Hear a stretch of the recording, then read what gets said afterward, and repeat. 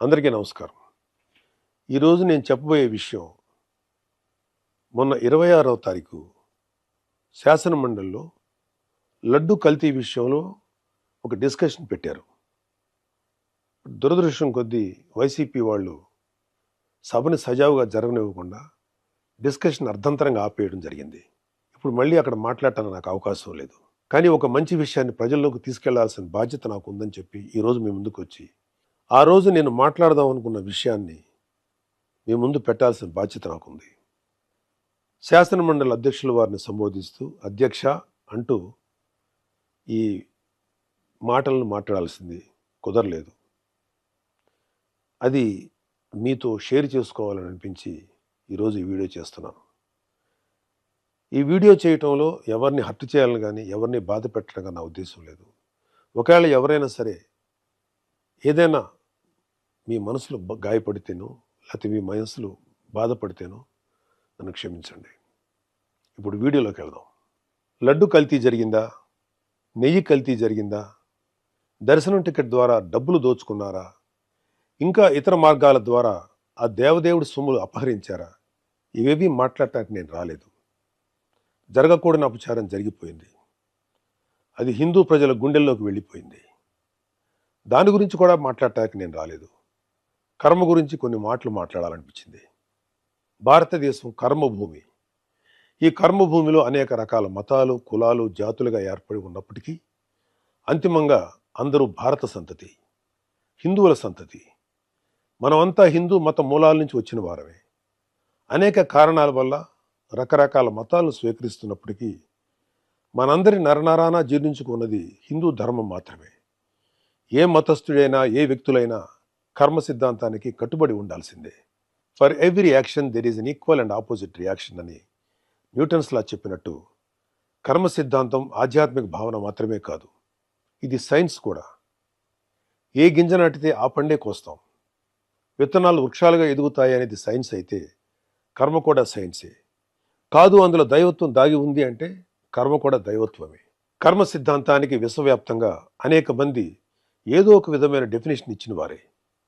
మంచి పనులు చేస్తే కుటుంబానికి, మనకి, పిల్లలకి కూడా మంచి జరుగుతుంది. తప్పు చేస్తే పిల్లలకి, కుటుంబానికి, మనకు కూడా మంచిది కాదు. Karma has no menu. You get served what you deserve.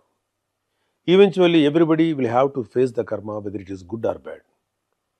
దైవద్రోహం చేయటం అన్నిటికన్నా చెడు కర్మ.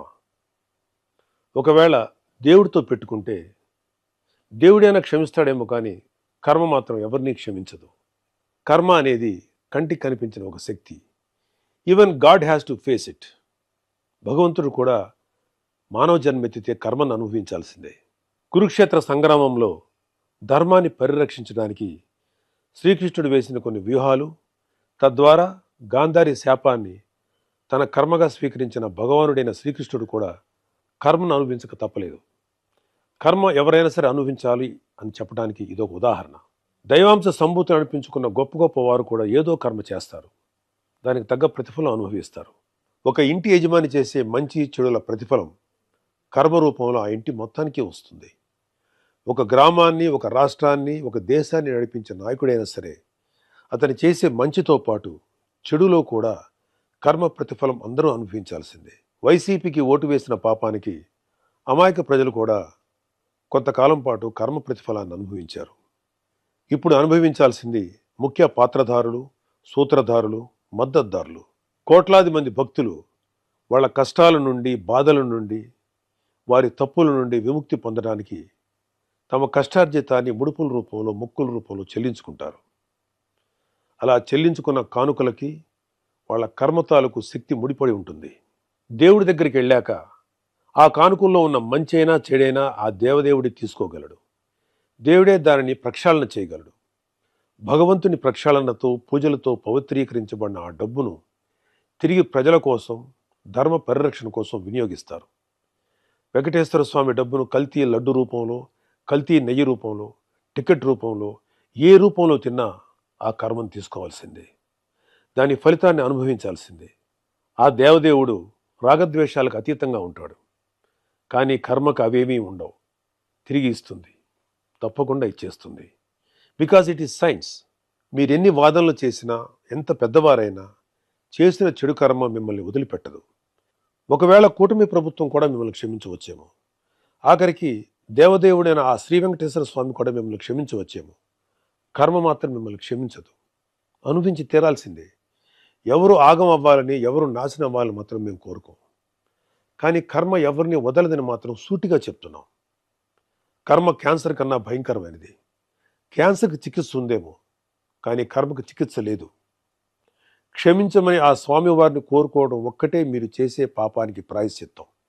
ఇప్పటికైనా చేసిన తప్పుకు క్షమాపణలతో పాప ప్రాయశ్చిత్తం చేసుకోవాలని లడ్డు కల్తీ స్కామ్ భాగస్వాములకు, పాత్రధారులకు, సూత్రధారులకు, మద్దతుదారులకు సూచిస్తున్నాం. మీరు చేసిన పాపాలు మీ కుటుంబ సభ్యులకు అంటుకోకుండా మీ వరకే పరిమితం అవ్వాలని ప్రార్థిస్తున్నా. మీ కర్మకు మిమ్మల్ని వదిలేస్తున్నాం. చివరిగా ఒక మాట చెప్పి ముగిస్తాను.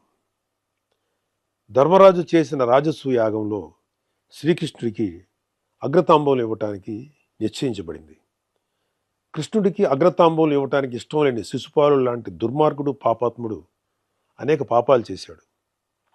అనేకమైన మాటలు అగ్రతాంబూలం తీసుకుంటున్న శ్రీకృష్ణుడి మీద సంధించాడు. చాలా చెడ్డగా మాట్లాడాడు.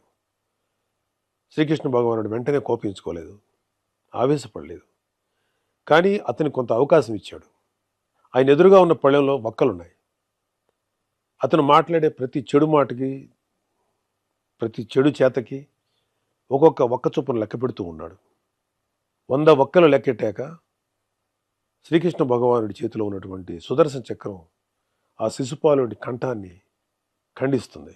ఈ సీన్ని శ్రీకృష్ణ పాండవీయం అనే చిత్రంలో దివంగత నందమూరి తారక రామారావు గారు, మాజీ ముఖ్యమంత్రి, మహానుభావుడు శ్రీకృష్ణుడు పాత్ర వేసినప్పుడు మన కళ్ళకు కట్టినట్టు చూపించారు. హైందవ ధర్మాన్ని ఆచరించే ఉత్తముడు, నా స్నేహితుడు తనికెళ్ళ భరణి గారు ఈ లడ్డు కల్తీ విషయం తెలిసిన తర్వాత బాధతోటి, ఒక రకమైన వ్యంగ్యంతో ఒక కవిత లాంటిది చెప్పారు. దానికి ఒక పేరు పెట్టారు ఆయన. బొక్కలు లెక్కెట్టేశాను జాగ్రత్త అని. ఎందుకో అది కూడా మీకు చదివి వినిపించాలని నాకు అనిపించింది. ఈ కవితని శ్రీ వెంకటేశ్వర స్వామి పాయింట్ ఆఫ్ వ్యూలో ఆయన చెప్పడం జరిగింది. కల్తీ లడ్డుని కళ్ళకద్దుకొని నోట్లో వేసుకున్నాను. వెంకటేశ్వరుడి గొంతులో వెలక్కాయ పడింది, పచ్చి వెలక్కాయ పడింది. నేను కేశవుణ్ణా, శివుణ్ణా? నా గొంతులోది తిరుపతి లడ్డూనా, పశుపతి మింగిన గరళమా? వడ్డీ కాసుల వాడికే లాస్ చూపించిన ఆ జగన్నాటక సూత్రధారి నువ్వేనన్నమాట. 7 కొండలను ముట్టుకుంటే ఎవరినైనా వేసుకెళ్ళిపోతుంది రోయ్. నా చక్రం ఫ్యాను కన్నా స్పీడుగా చంద్ర ప్రచండ పవనంలా తిరుగుతూ మీలాంటి శిశుపాలకుల కంఠాల్ని కత్తిరిస్తుంది. 100 తప్పులు చేసేశారు, ఇక క్షమించే ప్రసక్తి లేదు. ఒక్కలు లెక్కెట్టేశాను, వస్తున్నా కబడ్దార్. గోవిందా గోవిందా.